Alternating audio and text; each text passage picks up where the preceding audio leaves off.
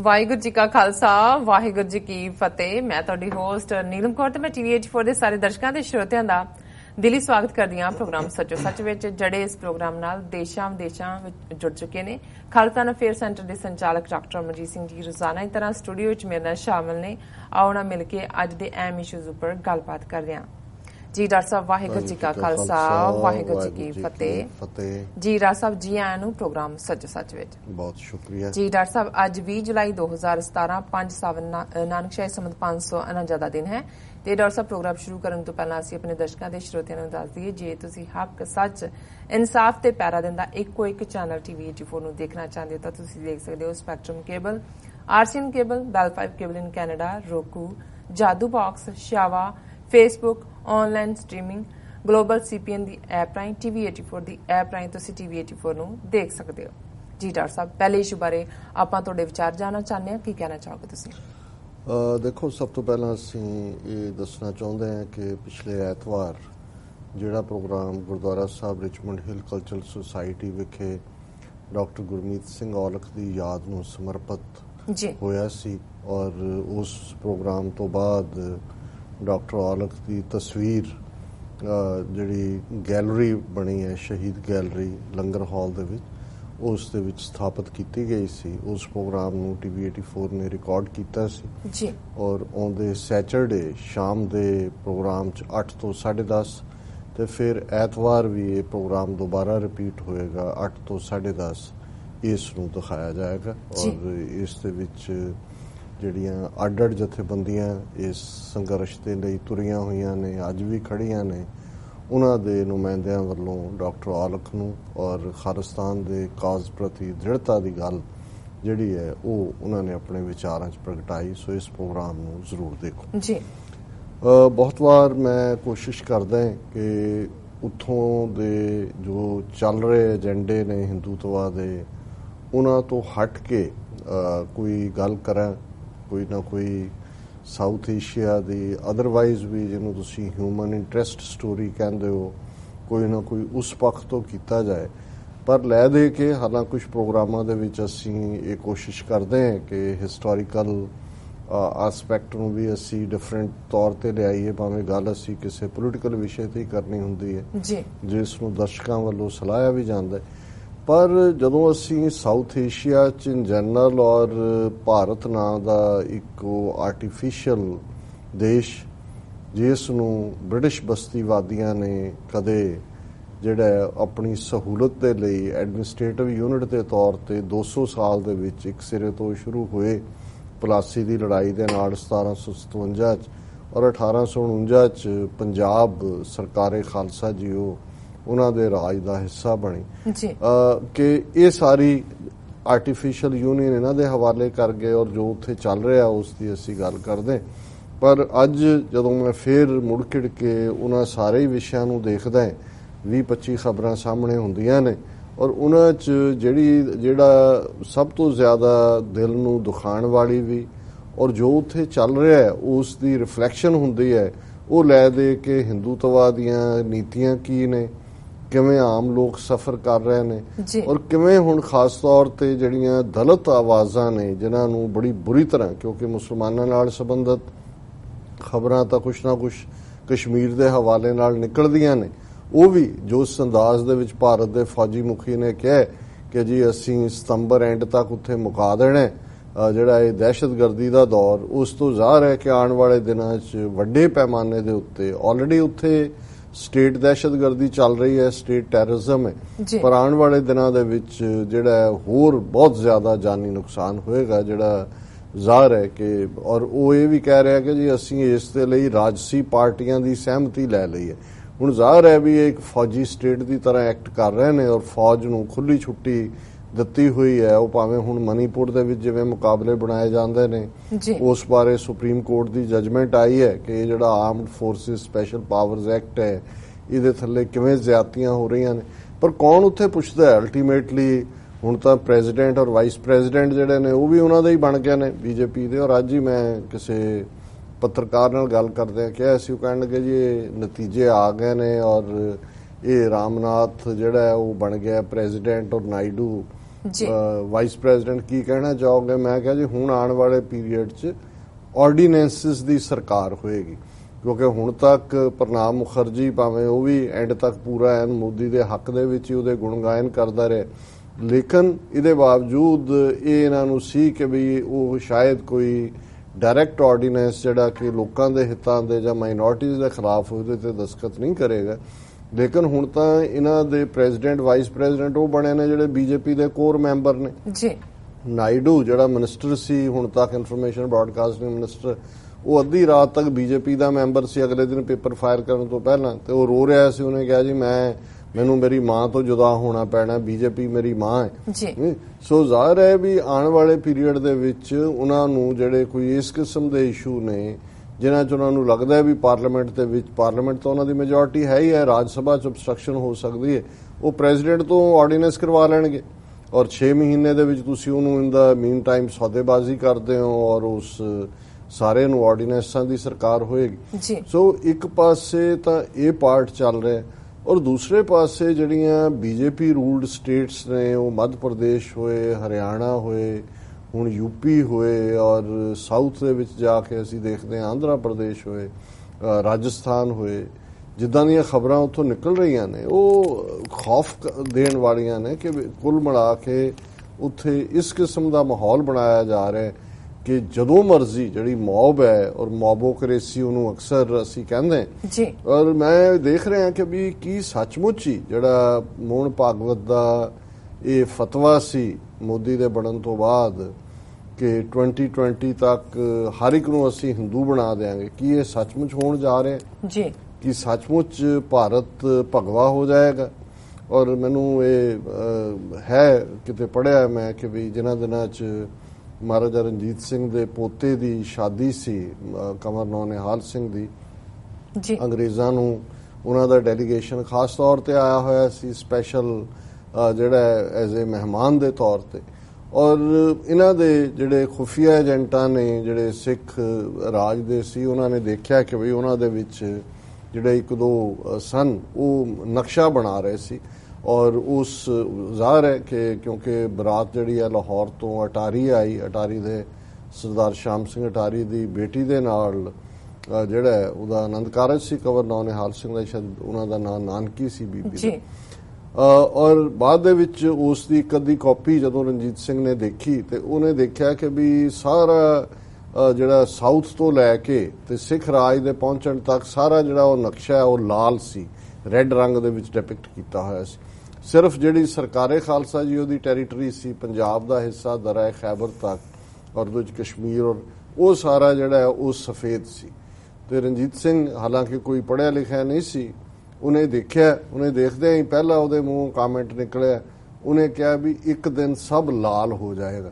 ਸੋ ਜ਼ਾਹਰ ਸੀ ਕਿ ਵੀ ਈਵਨ ਉਹਦੇ ਬਾਵਜੂਦ ਕਿ 1809 ਦੀ ਅੰਮ੍ਰਿਤਸਰ ਦੀ ਟੀਟੀ ਸਿੱਖਾਂ ਅੰਗਰੇਜ਼ਾਂ ਦੀ ਹੋਈ ਸੀ ਔਰ ਅੰਗਰੇਜ਼ ਆਪਣੀ ਵਫਾਦਾਰੀ ਦਾ ਦਮ ਭਰਦੇ ਸੀ ਕਿ ਜੀ ਅਸੀਂ ਆਪਣਾ ਪੂਰਾ ਵਾਅਦਾ ਰੱਖਾਂਗੇ ਔਰ ਉਹ ਮਹਿਮਾਨ ਦੇ ਤੌਰ ਤੇ ਵੀ ਆਏ ਹੋਏ ਸੀ ਜੀ।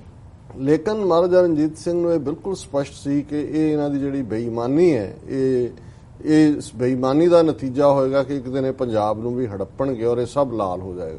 ਸੋ ਉਸੇ ਤਰਜ਼ ਤੇ ਅੱਜ ਜਦੋਂ ਮੈਂ ਆਪਣਾ ਵੀਕਲੀ ਕਾਲਮ ਲਿਖ ਰਿਹਾ ਸੀ ਤੇ ਮੇਰੇ ਮਨ 'ਚ ਖਿਆਲ ਆਇਆ ਕਿ ਕੀ ਸਭ ਭਗਵਾ ਹੋ ਜਾਏਗਾ। ਬਿਲਕੁਲ। ਔਰ ਫਿਰ ਮੈਂ ਉਸ ਆਰਟੀਕਲ ਦੇ ਐਂਡ ਦੇ ਵਿੱਚ ਪੁੱਛਿਆ ਕਿ ਵੀ ਕੀ ਆਰਐਸਐਸ ਆਪਣੇ ਮਿਸ਼ਨ ਦੇ ਵਿੱਚ ਕਾਮਯਾਬ ਹੋ ਜਾਏਗਾ?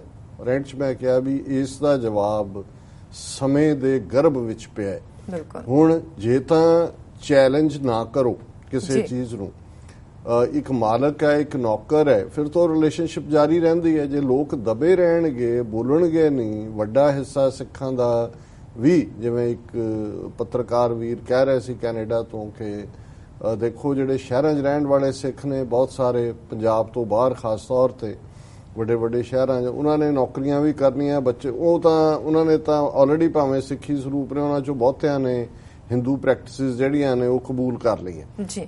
ਉਹ ਜਗਰਾਤਿਆਂ ਤੇ ਵੀ ਜਾਂਦੇ ਨੇ, ਉਹਨਾਂ ਦੀਆਂ ਰਿਸ਼ਤੇਦਾਰੀਆਂ ਵੀ, ਹੁਣ ਵਿਆਹ ਸ਼ਾਦੀਆਂ ਵੀ ਜਿਹੜੀਆਂ ਉਹ ਹਿੰਦੂ ਭਾਈਚਾਰੇ ਨਾਲ ਹੋਣ ਲੱਗ ਗਈਆਂ, ਜਿਹੜੀਆਂ ਕਿ ਬਹੁਤ ਪਹਿਲਾਂ ਹੁੰਦੀਆਂ ਸੀ ਜਦੋਂ ਉਹਨਾਂ ਦੀ ਟ੍ਰੈਡੀਸ਼ਨ ਸੀ ਕਿ ਇੱਕ ਅੱਧਾ ਬੱਚਾ ਸਿੱਖ ਹੈ, ਪਰ ਜਿਹੜਾ ਉਹ ਖਤਮ ਹੋ ਗਿਆ ਸੀ, ਸਿੱਖਾਂ ਦੇ ਨਾਲ ਹੀ ਰਿਸ਼ਤੇ ਕਰਦਾ ਸੀ। ਵੀ ਉਹ ਵੀ ਰੁਝਾਨ ਜਿਹੜਾ ਵਾਪਸ ਮੁੜ ਆਇਆ ਤੇ ਉਹ ਦੇਵੀ ਦੇਵਤੇ ਮੰਤਰ ਜੰਤਰ ਤੰਤਰ ਉਹ ਤਾਂ ਹੈ ਹੀ ਹੈ ਤੇ ਜਿਹੜਾ ਪਿੰਡਾਂ 'ਚ ਰਹਿਣ ਵਾਲੇ ਸਿੱਖ ਜਿਹੜੀ ਕਿ ਨਰਸਰੀ ਹੈ ਸਿੱਖੀ ਦੀ ਉਹ ਵੈਸੇ ਹੀ ਡਰਗੀ ਬਣਾ ਦਿੱਤੇ ਨੇ, ਅਨਇੰਪਲੋਇਡ ਨੇ ਜਾਂ ਉਹ ਰੋਗ ਐਲੀਮੈਂਟ ਹੋ ਗਏ, ਗੈਂਗ ਵਾਰਫੇਅਰ ਚਲਾ ਦਿੱਤੇ ਨੇ, ਮਾਰ ਕੁੱਟ ਦੂਜੇ ਤੀਜੇ ਲੁੱਟ ਖਸੁੱਟ ਇਸ ਕੰਮ ਦੇ ਵਿੱਚ ਲੱਗੇ ਨੇ।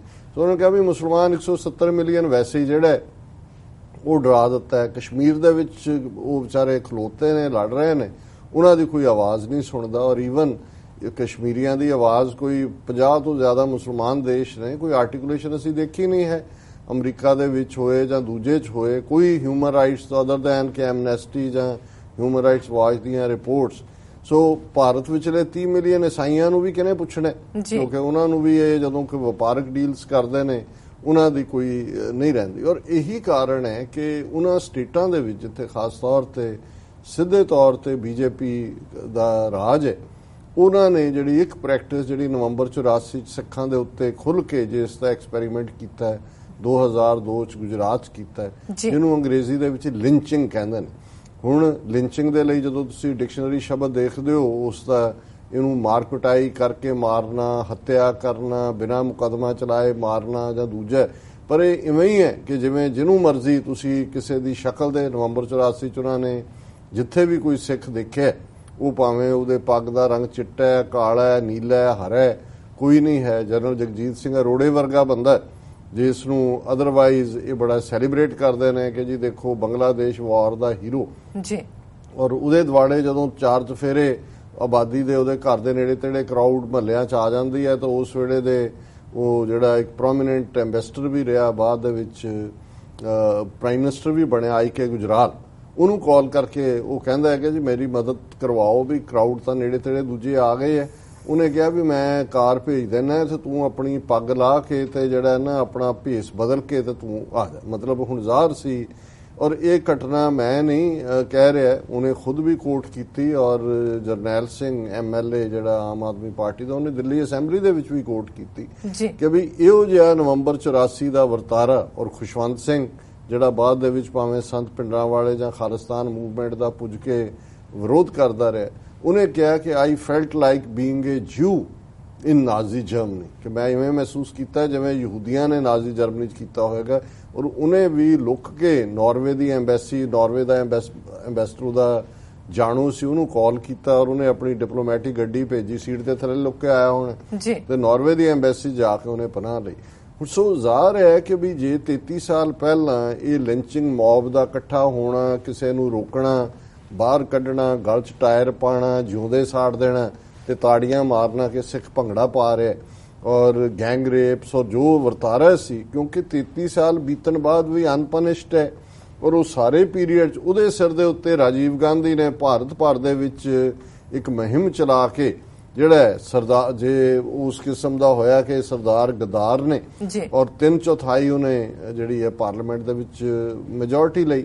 ਹੁਣ ਉਹ ਇੱਕ ਇਸ ਕਿਸਮ ਦਾ ਚੈਪਟਰ ਐਡ ਹੋ ਗਿਆ ਕਿ ਉਸ ਤੋਂ ਬਾਅਦ ਉਹਨਾਂ ਚੋਣਾਂ ਦੇ ਵਿੱਚ ਜਿਹੜੀਆਂ 1984 ਐਂਡ 'ਚ ਹੋਈਆਂ, ਬੀਜੇਪੀ ਨੂੰ ਸਿਰਫ 2 ਸੀਟਾਂ ਪਾਰਲੀਮੈਂਟ ਦੇ ਵਿੱਚ ਮਿਲੀਆਂ ਸੀ, ਜਸਟ 2 ਮੈਂਬਰਡ ਪਾਰਟੀ ਬਣ ਗਈ ਜੀ।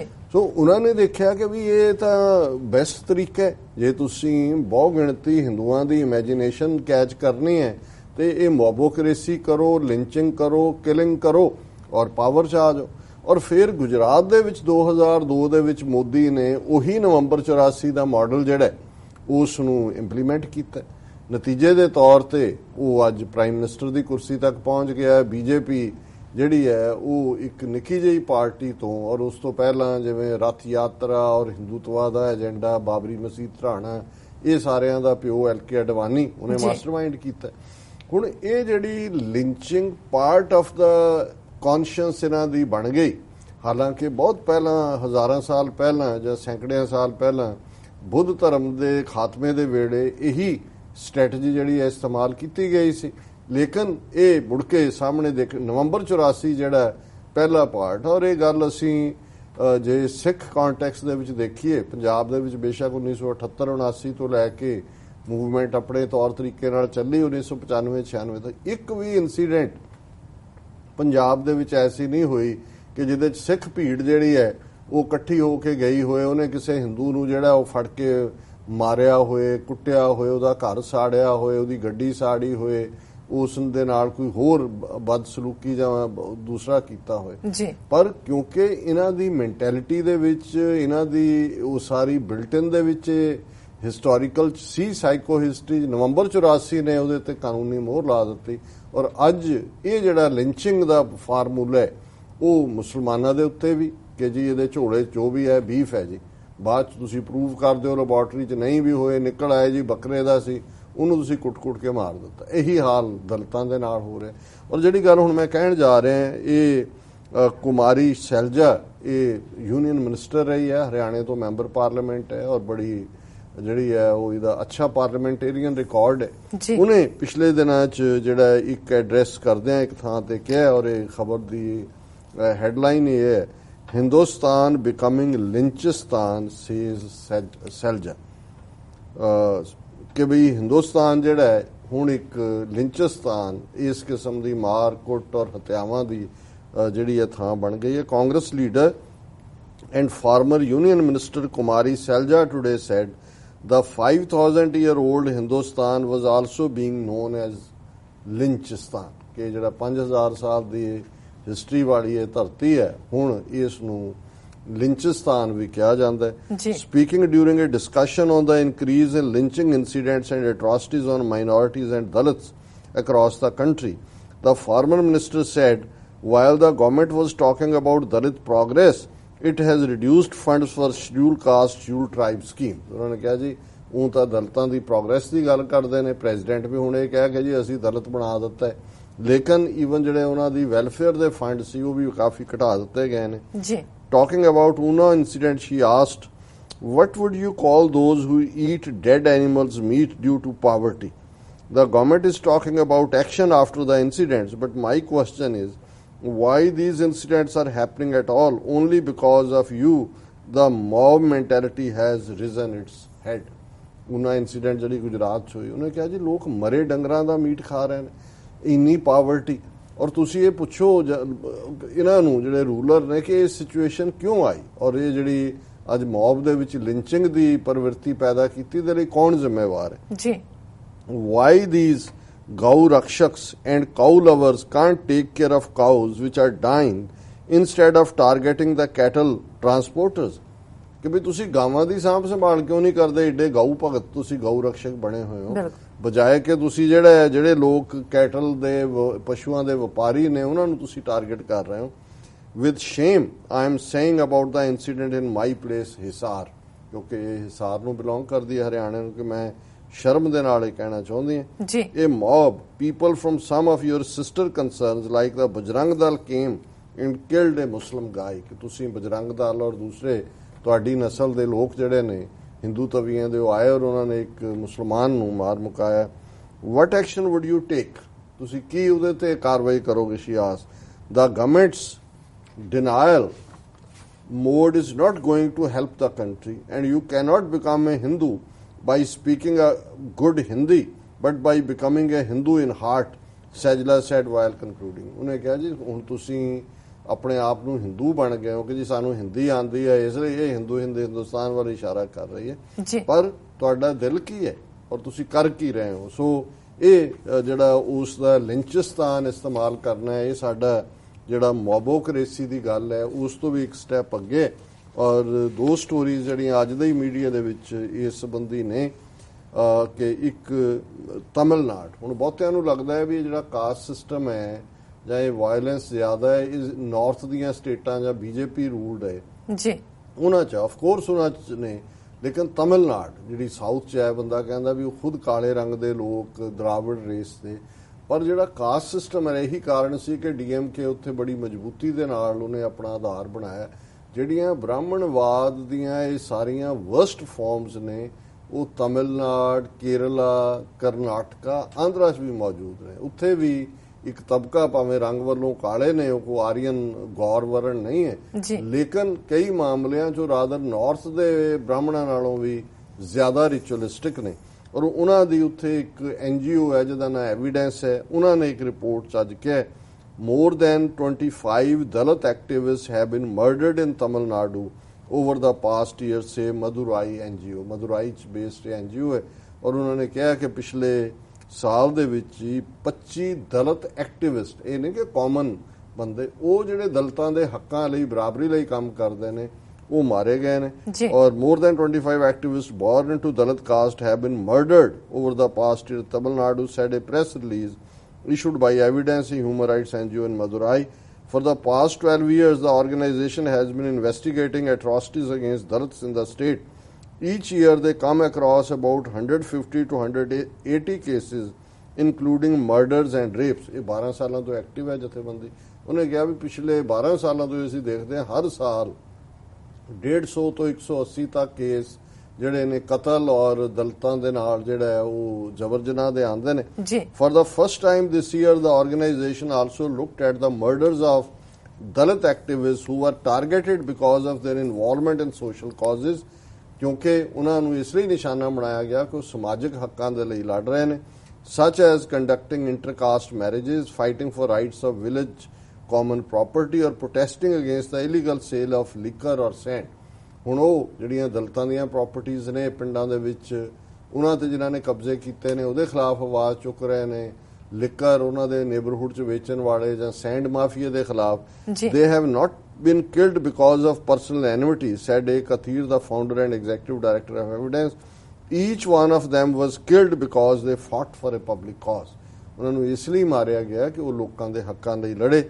A senior official of the Adi Dravidar and Tribal Welfare Department of Tamil Nadu, which is responsible for the development and welfare of Dalits and Adivasis, said the report of 25 Dalit activities being murdered over the past year has not come to their attention। ਹੁਣ ਜਿਹੜਾ ਸਰਕਾਰੀ board 'ਚ ਬੈਠਾ ਬੰਦਾ ਹੈ ਉਹ ਕਹਿੰਦਾ ਜੀ ਸਾਨੂੰ ਤਾਂ ਪਤਾ ਹੀ ਨਹੀਂ ਕਿ ਵੀ ਇਹ 25 ਐਕਟਿਵਿਸਟ ਮਾਰ ਦਿੱਤੇ।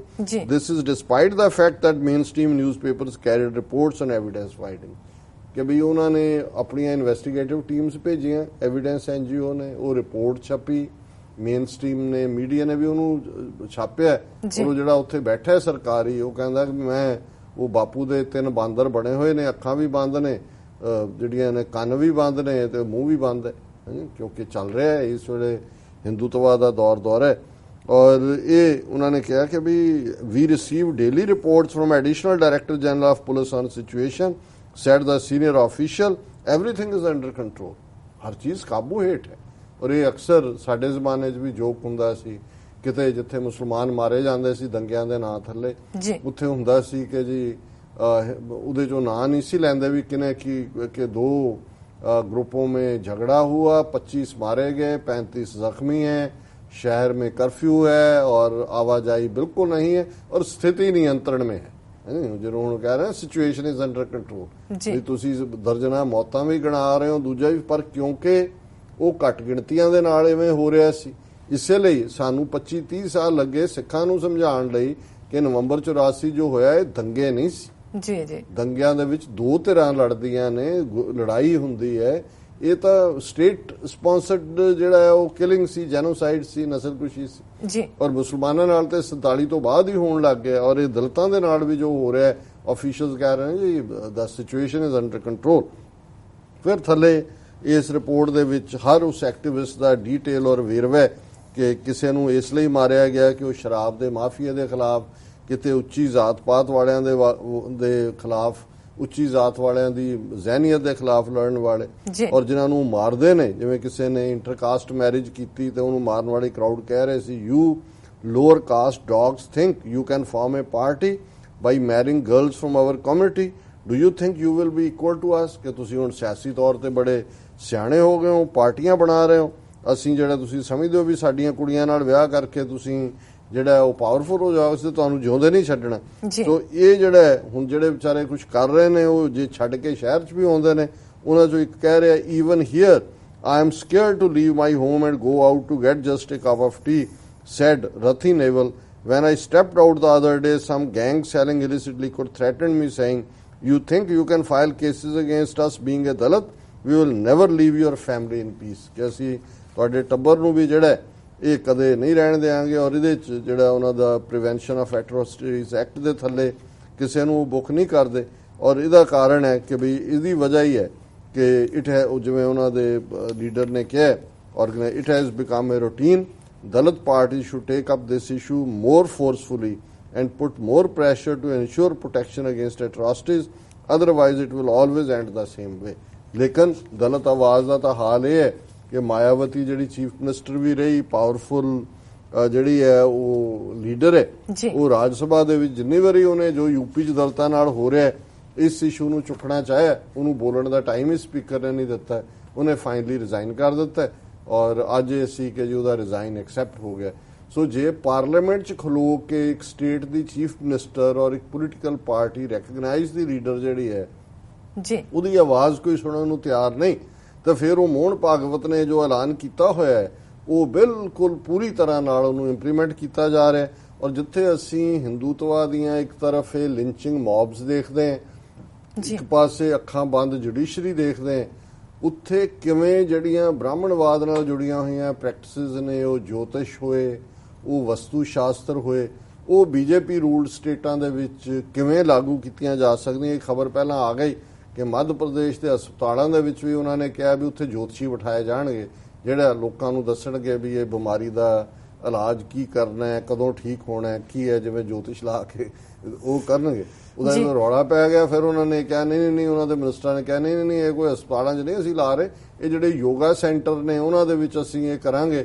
ਔਰ ਵਸਤੂ ਸ਼ਾਸਤਰ ਹੈ ਜਿਹੜੇ ਕਿ ਦੱਸਦੇ ਨੇ ਜੀ ਘਰ 'ਚ ਤੁਸੀਂ ਦਰਵਾਜ਼ੇ ਦਾ ਮੂੰਹ ਕਿੱਧਰ ਨੂੰ ਰੱਖਣਾ ਹੈ, ਪਿੱਠ ਕਿੱਧਰ ਨੂੰ ਰੱਖਣੀ ਹੈ, ਚੰਗੇ ਭਲੇ ਲੋਕਾਂ ਦੇ ਘਰ ਤੋੜਵਾ ਕੇ ਜਿਹੜੇ ਨੇ ਉਹ ਉਹਨੂੰ ਦੱਸਦੇ ਨੇ ਕਿ ਜੀ ਤੁਹਾਡੇ ਸ਼ੁਭ ਔਰ ਅਸ਼ੁਭ ਜਿਹੜਾ ਹਾਂ ਉਹ ਇਹਦੇ ਨਾਲ ਜੁੜਿਆ ਹੋਇਆ। ਇਹ ਖਬਰ ਹੈ ਪ੍ਰਕਾਸ਼ ਦੀਕਸ਼ਤ ਦੀ that Astro OPD that MP is planning to open, it's in a yoga center, not a hospital। और ਉਹਦੇ 'ਚ Madhya Pradesh government has denied reports that its hospitals are going to deploy astrologers to help assist doctors in treating patients visiting its hospitals। ਨਹੀਂ ਜੀ ਅਸੀਂ ਨਹੀਂ ਖੋਲ, ਪਰ ਇਹ ਹੋਏਗਾ ਅਲਟੀਮੇਟਲੀ ਹਸਪਤਾਲਾਂ ਦੇ ਵਿੱਚ ਜਿਹੜਾ ਉਹਨਾਂ ਨੂੰ ਬਿਠਾਣਗੇ।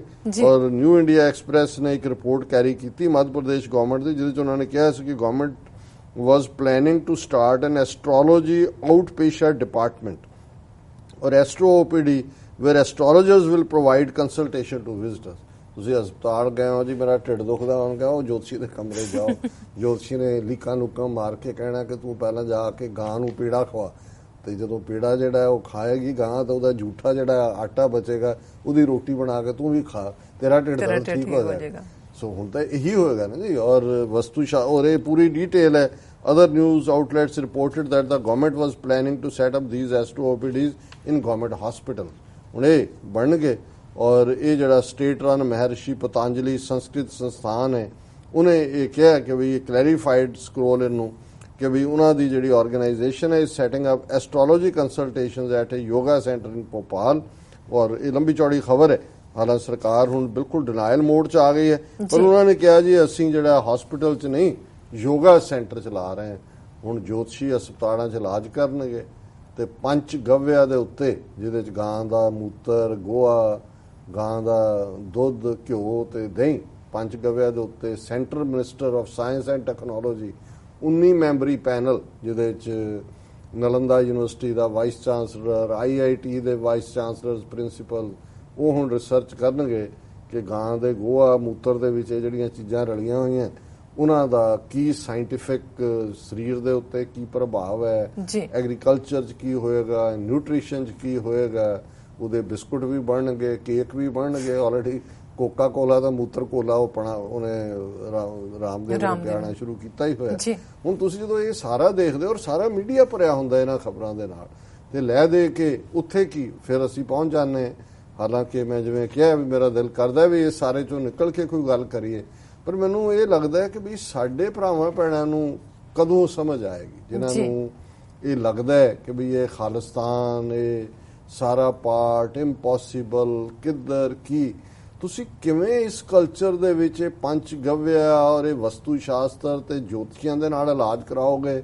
ਹਸਪਤਾਲਾਂ ਦੇ ਵਿੱਚ ਲਿੰਚਿੰਗ ਫੇਸ ਕੀਤੀ ਹੈ ਤੁਸੀਂ, ਫੇਰ ਕਰੋਗੇ ਕਿਉਂ? ਅਸੀਂ ਇਹ ਸਾਰੇ ਜਿਹੜਾ ਇਹ ਜਾਲ ਹੈ ਹਿੰਦੂਤਵਾ ਦਾ ਇਹਨੂੰ ਤੋੜ ਕੇ ਅਸੀਂ ਕਿਉਂ ਆਜ਼ਾਦ ਨਹੀਂ ਹੋਣਾ ਚਾਹੁੰਦੇ? ਇਹ ਸਵਾਲ ਜਿਹੜਾ ਮੈਨੂੰ ਜ਼ਿਆਦਾ ਕਈ ਵਾਰ ਬਾਦਰ ਕਰਦਾ ਦੈਨ ਕਿ ਹਿੰਦੂਤਵੀ ਕੀ ਕਰ ਰਹੇ ਨੇ। ਜੀ ਡਾਕਟਰ ਸਾਹਿਬ, ਬਿਲਕੁਲ ਬ੍ਰੇਕ ਤੋਂ ਬਾਅਦ ਆਪਾਂ ਬਾਕੀ ਦੇ ਜਿਹੜੇ ਇਸ਼ੂ ਹੈਗੇ ਨੇ ਉਹਨਾਂ ਨੂੰ ਵਿਚਾਰਾਂਗੇ। ਇਸ ਤੋਂ ਪਹਿਲਾਂ ਆਪਣੇ ਦਰਸ਼ਕਾਂ ਤੇ ਸਰੋਤਿਆਂ ਅੱਗੇ ਅਪੀਲ, ਗੁਜ਼ਾਰਿਸ਼ ਤੇ ਬੇਨਤੀ ਹੈ ਕਿ ਤੁਸੀਂ TV 84 ਦੀ ਵੱਧ ਤੋਂ ਵੱਧ ਮਾਈਕ ਸਹਾਇਤਾ ਕਰੋ। ਤੁਸੀਂ ਆਪਣੀ ਮਾਈਕ ਸਹਾਇਤਾ ਸਾਨੂੰ ਸਾਡੀ ਇਸ ਵੈਬਸਾਈਟ www.tv84.tv ਤੇ PayPal ਰਾਹੀਂ ਰਿਕਰਿੰਗ ਡੋਨਰ ਜ਼ਰੂਰ ਬਣੋ, ਜਾਂ ਫਿਰ ਤੁਸੀਂ TV 84 ਦੇ ਨਾਂ ਤੇ ਚੈੱਕ ਬਣਾ ਕੇ ਸਾਨੂੰ ਮੇਲ ਕਰ ਸਕਦੇ ਹੋ ਸਾਡੇ ਇਸ ਪਤੇ ਤੇ 36-01 37th Avenue, Long Island City, New York 11101 USA, ਜਾਂ ਫਿਰ ਤੁਸੀਂ ਸਾਨੂੰ ਫੋਨ ਰਾਹੀਂ ਵੀ ਸੰਪਰਕ ਕਰ ਸਕਦੇ ਹੋ 516-406-0694। Thank you so much viewers. ਤੁਸੀਂ ਨਾਲ ਇਸ ਤਰ੍ਹਾਂ ਬਣੇ ਰਹਿਣਾ। ਮਿਲਦੇ ਹਾਂ ਛੋਟੇ ਜਿਹੇ ਬ੍ਰੇਕ ਤੋਂ ਬਾਅਦ।